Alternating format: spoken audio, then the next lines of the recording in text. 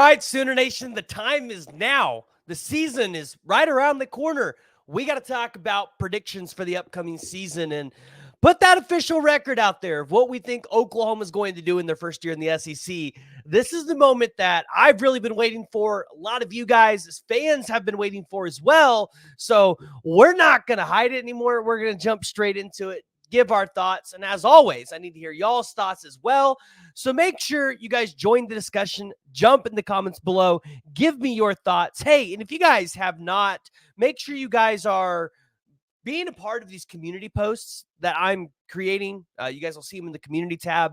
We ran one the other day that we're going to talk about here at the end of it, but it's, will Oklahoma make the college football playoffs? I think you guys might be interested to hear a little bit of an expanded take on that here towards the end. So make sure you stay tuned for that one. But we're going to dive right into Oklahoma's 2024 schedule, and we're going to dive into what we think Oklahoma will do this season. We're going to give you guys some reason behind it as well. We're not just going to throw out a record prediction and not give any reasonable reasoning behind it. So Oklahoma's first 3 games of the season. The exciting thing for Oklahoma fans to note here during these first 3 games is they're all either afternoon or evening games. You don't have them at 11 a.m., which is great because I think in the evenings, definitely towards the second half of these games, I think it's going to be a little bit more doable in terms of the heat because we know the first game of the season, maybe the first 2 weeks after that in September, those games can be a little brutal to go watch. So those 3 games of the season, you love seeing a 6 o'clock, a 6:45, and a 2:30 kickoff there. And if you're Oklahoma, you're getting 2 games on ESPN or ESPN2 and then 1 on the SEC network. You got to love to see it. Now, as far as Temple goes, I don't think this one needs any explanation. It's Temple. They're not a very good team. We're going to do a breakdown of that one here the week of that game. So you guys will want to stay tuned for that. But this should be a game where Oklahoma goes out there and they probably should not allow Temple to score more than 3 to 7 points. I would be shocked if they scored more than that. And Oklahoma should probably put up at least 55 to 62 or maybe even 65 points in this game. This would be something where you're going to see Oklahoma probably have a little bit more vanilla offense, but it's going to get you excited, right? First game of the season, you got your taste of it. Roll into September 7th against Houston. Now, this one, obviously, they're in the Big 12, so it's Power 4 school. Houston's not going to play like a Power 4 school. They've got first year in Willie Taggart there. Houston's not a good football program right now. They've got a lot of rebuilding to do, but they do have some momentum on the recruiting trail. And Houston, being in that, well, obviously in the Houston area, they have a chance to be able to get some bona fide recruits if Willie Taggart can get this program going in the right direction. So again, Houston, I don't think you're going to see the blowout that you're going to see against Temple, but this should probably be a 35 to 40 point win for you. If you're Oklahoma, you're probably by the second half going to see a lot of those second string starters. And then Tulane. Tulane might be one of your, it's going to be probably your best out of conference test. They've got Ty Thompson as their quarterback there. They got Mario Williams. And if you guys remember, they've got Aiden Huntington too, that defensive lineman that Oklahoma was going for in the transfer portal. Tulane's actually got some talent on their roster. I think it just remains to be seen. Like, we don't know what Ty Thompson's going to be as a quarterback. Obviously, we know Mario Williams is a good wide receiver, just didn't get the opportunity at USC to be great because Lincoln Riley went to the portal and took a bunch of other really good wide receivers there as well. So Tulane, I think that one's going to be interesting. Oklahoma should probably win this one by 3 or 4 scores. I don't think Oklahoma's going to have a problem there. So you're 3-0 heading into the week where you play Tennessee at home. This is going to be a big game for Oklahoma. Now, one thing we want to get to know here, it is a flex game. So that means it's an afternoon or a night game. I would imagine as long as Tennessee's undefeated, this is a night game because there's going to be a lot of headlines here. You've got Josh Heupel's return to Oklahoma, and you've got Tennessee, who Oklahoma has played recently out of conference. Remember, they went to Knoxville. Tennessee came here. Oklahoma beat them both times. So here's the deal. When I start to look at these matchups between Tennessee, Oklahoma, or any of these other SEC teams, sorry, guys, I'm still trying to get over this sinus infection and this cough. It's killing me here. When I look at Tennessee, Nico is a really good quarterback, really high upside. I think he has the potential to be the best quarterback in that 23 class. I do think Jackson Arnold is a little bit more of a refined product, but in terms of what Oklahoma is going to be able to see, I think you get a little bit more film of what you're going to get for Nico beforehand, because Tennessee doesn't know, I think, what they really have in Nico yet. And so Tennessee's first couple of weeks, I think it's more beneficial for them to really go in and try to figure out what Nico's capable of before they hit the brunt force of their SEC schedule. So this is going to be a home game for Oklahoma. And I do think there is going to be a little bit of mind tricks played with Josh Heupel, obviously being his return and how things ended here in Norman. So I'm going to say Oklahoma wins this game, and I actually think they're going to win by at least 10 points. They might win by 17. I don't know if they win by more than 17, but I don't think it's going to be a particularly close game in terms of, I think Oklahoma is going to have a good foothold on this game the entire time, but that's not an indication of what Tennessee is. Tennessee's got a very good defensive line. They're going to have a good defense. This is going to be a really good test for your offensive line if you're Oklahoma. But I think at this point, Oklahoma is rolling 4-0 into Auburn. Now, at Auburn, this has been a tricky one for me because this is Oklahoma's first SEC road test. And for those who are not familiar with it, Auburn has the voodoo take on their stadium, right? Jordan Air. And my thing with Jordan Air is this is going to be a really tough environment for Oklahoma because you have not played in a capacity stadium like this one in a long time, probably since Ohio State. 87,451 people is what Jordan Air Stadium holds. And this is your first true road test in the SEC. I don't think Auburn's a very good team. But also, I need to see Oklahoma win games that they should win. And Auburn kind of reminds me a lot of Kansas State in terms of you have clear and by far the better roster than them, but they have the capabilities to beat you. And I think Auburn's got that. So for now, I'm chalking this one up as a loss. Now, as we get through the first 4 games of the season, that might completely change my mind.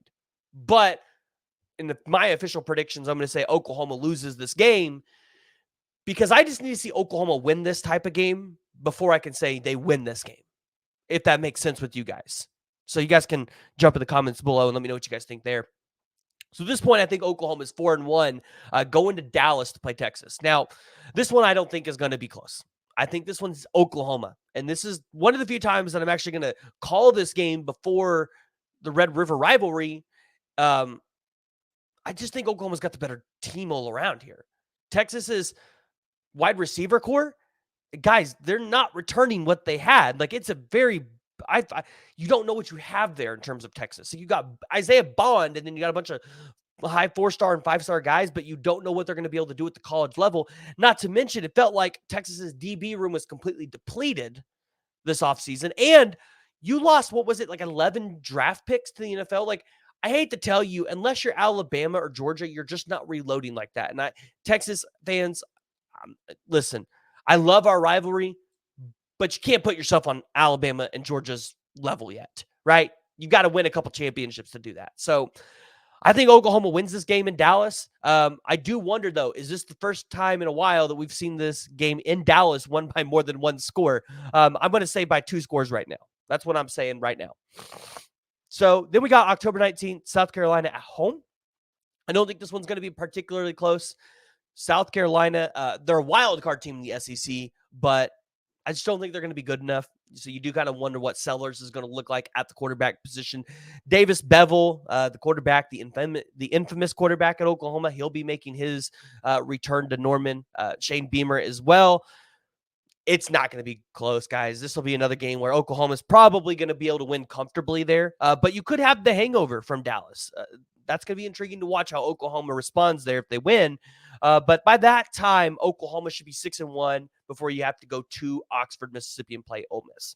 So you guys have heard me say it all year long. I think this is going to be Oklahoma's second loss on their schedule. Reason being, again, Oxford, Mississippi is a hard place to play. The Grove it's going to be a good environment. This is going to be an Ole Miss team that on paper, they have a really good defensive line. They have a really good backfield, and Jackson Dart's a good quarterback. So as long as Ole Miss puts it together, this should be a college playoff team and a team that contends for the national championship. Ole Miss has those expectations on their back because of what they did in the portal. So if you're Oklahoma, I think you can learn a lot of really good things about your team here. Really good defensive line, or should be a really good defensive line. I don't feel comfortable saying Oklahoma goes in there and beats Ole Miss. Then the next week, it's pretty much a bye week for Oklahoma before you have to play at Missouri. You got Maine at home. November 2nd, I'm hoping this is going to be a little bit cooler of a game, obviously. So this will be 2:30 afternoon game. If you're an Oklahoma fan, I feel like you like that a little bit. Blowout, just like the Temple game. Probably a 40 to 50 point win. And then you look at November 9th at Missouri. It's another flex game, means an afternoon or night game. I would imagine it's probably a night game. Oklahoma's winning this game by 30. Mark that down. Oklahoma's winning this game by 30. I don't need to go any more into that. A lot of storylines here. Caden Green, Williams Winery, but Oklahoma's winning that game. November 23rd, the long-awaited opponent that we have been wanting to see Oklahoma play, Alabama. Now, this is not your mama's Alabama from a couple years ago with Nick Saban. This is Kalen DeBoer coming into Norman. Now, here's what I want people to understand. I am not sold on the Jalen Milroe experience with Kalen DeBoer yet. I think I'm on the same footing as Jay, where it's probably going to be year 2 before you see those two really mesh with each other, really learn the offense. They do have Caden Proctor back on their offensive line. That's absolutely huge, but going against their offensive line should not be a problem for Oklahoma's defensive line. Alabama's defensive line is going to be hella good, though. So this has got to be Oklahoma's offensive line's best freaking game of the year. But I do think because this is a home game for Oklahoma, it's the first year in Kalen DeBoer. I do think Oklahoma is going to have the upper advantage here. I'm going to give them this win. So by this point, Oklahoma should be 9-2. 9-2. Then you end the season at LSU. Woo! It's a brutal schedule. So at LSU, guys, their defense is terrible. It really is.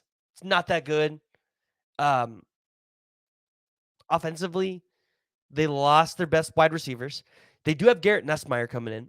I'm really high on Garrett Nussmeier, actually. I think he'll be a pretty good quarterback this year. A lot of people are going to say this is probably a toss-up game in terms of if Oklahoma wins it because it's in Death Valley. I don't think this will be a night game just because I don't think LSU will be that good. So I don't know if they're going to get prime time. They probably get an afternoon game. If it's a night game, I start to become a little bit more concerned, but I'm going to go on the presumption this is an afternoon game. And if so, I think Oklahoma wins pretty easily in that game as well. I don't think LSU is going to be too stiff of a competition, and I don't think that crowd in the afternoon is going to be that difficult. And I know some of you SEC fans are probably going to jump in here and tell me I'm absolutely bat poop crazy, but you know what? I'm calling my shot. So Oklahoma's 10-2 in the regular season. Now, we did talk about at the beginning of the video. I ran a community poll, and I asked the question, will Oklahoma make the college football playoffs? Received 683 votes. 85% of you guys said yes. 15% of you said no. It's a pretty even response. A bunch of you guys dropped your record predictions there. I saw a lot of 9-3s, 8-4s, but a lot of you guys were definitely thinking it's a possibility. Guys, I think a 10-2 Oklahoma team is for sure in the playoffs. 9-3 Oklahoma team, I think it's a little bit harder, but with your schedule and the right wins, I definitely think you could sneak in there as the 12th seed. But I think Oklahoma can make the college football playoffs this year. Not calling that they win a game this year, even though I really think if you get into the college football playoffs, you need to make a name for yourself and do something that Lincoln Riley never did at Oklahoma and win a college football playoff game. So 10-2 is what I think Oklahoma's regular season prediction is going to be. Now, a lot of you guys might be asking me why I'm so high on this team this year, and it's quite simple. Tom Green over at 247 Sports, part of Sooners Illustrated, he did a article back on June 25th talking about the blue chip ratio and where Oklahoma ranked in that. Oklahoma has a 73% blue chip ratio. That ranks them 6th among FBS teams this year. After last year, they were 7th, tied with Texas. The only other teams above them are Alabama 88, Georgia at 80, A&M at 79, and then you've got Oklahoma right there. If we're always told you have to have a high blue chip ratio to win at a high level in college football. If you have the 6th best blue chip ratio in college football, if you have put up a top 10 class 3 consecutive recruiting cycles in a row, Oklahoma should have a competitive advantage to be able to go out there and do this thing. Although some of you guys might not believe it. Some of you guys are a little hesitant. I 100% get it. The other thing is, I want people to understand, Jimmy Greenbeans over on Twitter put out this statistic the other day I thought was really interesting. 100% agree with. 3 years ago in 2021, OU's heaviest interior defensive lineman was 292 pounds. Fast forward to 2024, out of the 8 of 10 possible interior defensive lineman contributors, not one of them weighs less than 290. Not one of them. And you've got a 5-star interior guy in David Stone, high 4-star guy in Jaden Jackson. You got Deshaun Terry, Dominic Williams. Guys, I think Devon Sears is going to be really good this year. Grayson Halton. You got Ashton Sanders, Marcus Strong. Oklahoma is going to have the opportunity. They have all the tools necessary to be able to go out there and do this. Oklahoma this season should have a top 15 defense in the country with everything you're returning, with Danny Stutzman at the linebacker position. Like, think about it. You have probably a top 10 guy at every position on the defense this year. You have Danny Stutzman at linebacker, Dominic Williams in the interior defensive line, Billy Bowman at safety. And then when you want to look at corner, I think you got multiple guys. Gentry Williams, Woody Washington, and Des Malone. Who, guys, I'm really high on Des Malone. Got to remember, at San Diego State, like a lot of people say he wasn't a lockdown corner, guys. I think he was a really, really good corner. We can talk about that at a later date if you guys want me to pull out all the stats on you of what Des Malone did at San Diego State. But he's going to improve Oklahoma's zone coverage quite a bit this year. The only question you have about this team for Oklahoma is the offensive line. We discussed that the other day. You're going to see probably a lot of shifting in the first couple weeks of the season with the offensive line, with Bill Bedenbaugh doing some tinkering. But every other position on the offensive side of the ball, you shouldn't have questions about. So if your only questions on this team are the offensive line, which I think those should be our only genuine concerned questions, then Oklahoma, no doubt, should be contending for a college football playoff spot. And they should be going 10-2. And they should be putting the SEC on notice. So clip it, bookmark it, do whatever. If I'm wrong, we're not hedging our bets. 10-2 is what we're saying Oklahoma's going to go. If we're wrong, we're going to eat crow. But if we're right, we're going to shout it from the rooftops. Guys, if you have not already and you have made it this far, make sure you hit that like and you hit that subscribe button. If you guys are listening to this on any of the podcast platforms, make sure you give us 5 stars, leave us a review, go follow me on Twitter. Let me know what you guys think of the record prediction. We'll see you guys next time.